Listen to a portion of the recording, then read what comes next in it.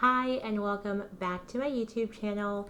In this video, we're going to talk about Simone Biles and the 2020 Tokyo Olympics. I want to go farther than just looking at the critics and the supporters because I want to dive into the idea of the options and the freedoms that we're able to afford ourselves when we have a certain level of financial freedom. If that's why you clicked on this video, please keep watching. My name's KT, and this is Simple Living with KT, the place where we talk about the issues facing our lives in a simple and mindful way.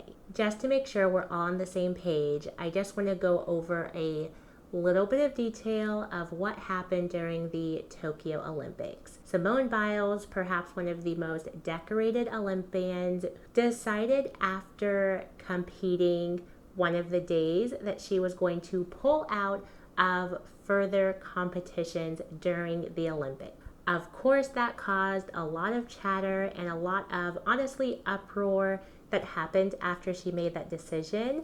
Her decision is her own. She pulled out specifically citing mental health reasons and that there is something in gymnastics called the twisties where while a gymnast is doing the impressive turns and flips, they kind of lose their orientation. They lose that sense of knowing where they are in the air. That can be a dangerous thing. And being in that type of state, she did not feel that she can compete to her best and also perform in a way that would be safe for herself. Now, supporters of Simone Biles applauded her for taking a stand for her mental health and putting that to the front before a competition. And people who were against it were very much against it.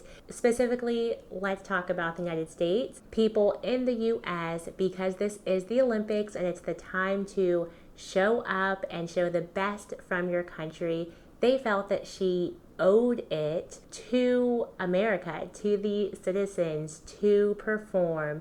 I don't believe that anyone at any state, unless you are literally a public servant, owes the public any form of entertainment or any type of service whatsoever. However, the situation is particularly interesting because it was during the Olympics. Naomi Osaka also had a time within the past year, I believe, where she also pulled out of a tournament, also stating mental health reasons. While there was also uproar during that time, it wasn't perhaps as heated because the Olympics specifically is very intertwined with the idea of the love of God and country and putting that above all else. Being an Olympian in the past and being an Olympian today probably have very, very different motivations.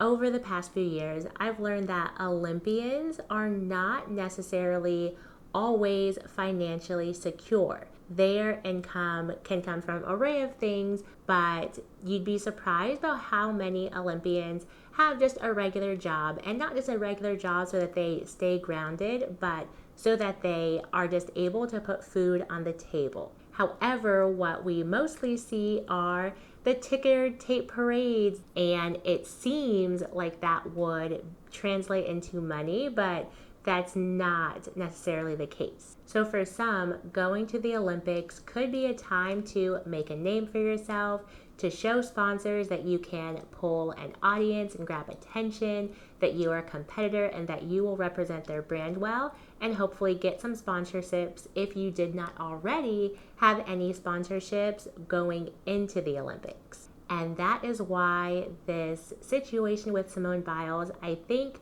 shook so many people differently, and I think is a really good learning experience because while I don't think we all need to be Olympians, I do think that she shows that when you get to the point where you don't have to rely on someone else for your livelihood, that you can truly make the decisions that are best for you. Let's take a look at some of the Simone Biles stats that I have found on, online. Google estimates that her net worth is between $6 to $10 million. On Instagram, she has 6 million followers. Even before the Olympics, she was a household name and already had sponsorships. She has actually already been to the Olympics and has shown her proficiency in the sport and her, once again, ability to draw attention on social media.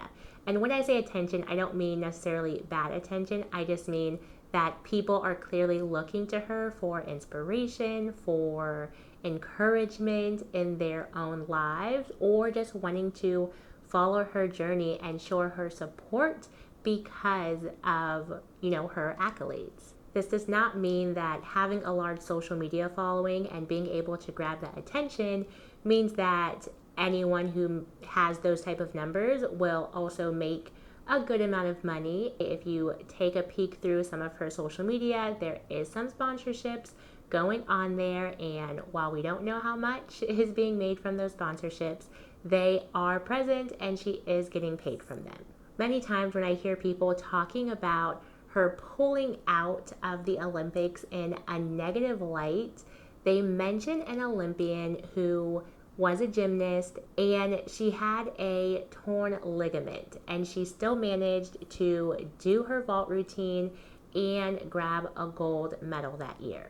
And I am not certain what her financial state is, but I do believe that things have changed very much as far as people being able to do what is best for them without having to worry about their livelihood being taken away.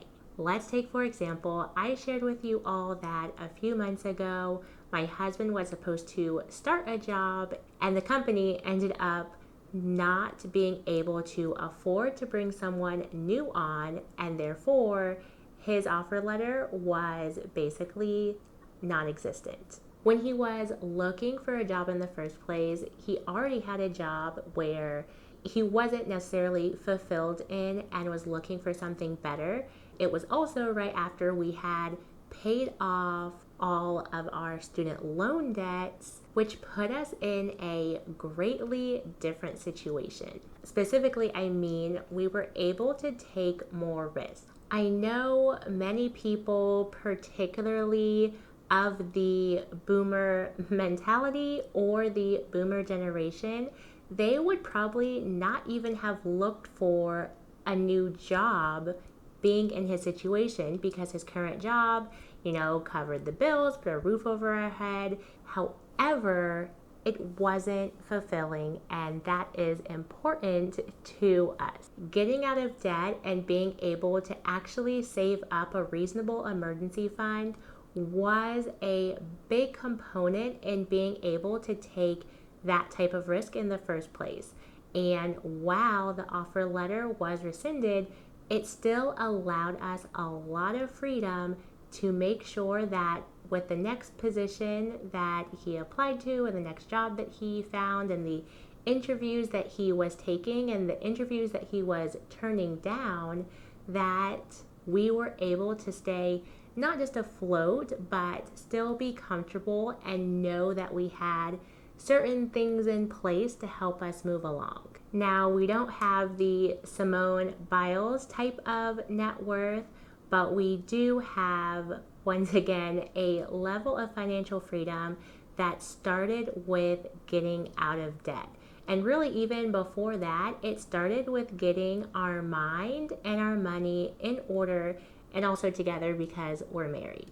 And talking about getting your mind and your money in line, I want to let you know I have a link in the description to a 5-day mind and money series that I've created that you can sign up for, and it's just 5 days of helping you get those two things in line, and also gives you information about my signature course here called Abundance in a Budget. And just click the link below and enter your email address to get started with that free 5-day Mind and Money series. Certainly leave me any comments below on what you think about the idea of Simone Biles being able to make those type of decisions because of the level of financial freedom that she had going into the Olympics and also about how perhaps you're trying to build up financial freedom in your own life. Because one thing I want to make sure that you see in this video, you don't need to have the Simone Biles level of financial freedom in order to make changes and be able to make decisions that will improve your life. Thank you so much for watching. Be sure to like this video, and I will see you in the next one. I post videos every year on personal finance as well as living a simple and mindful life. Until then, remember to make the decisions that support the life you want. Bye for now.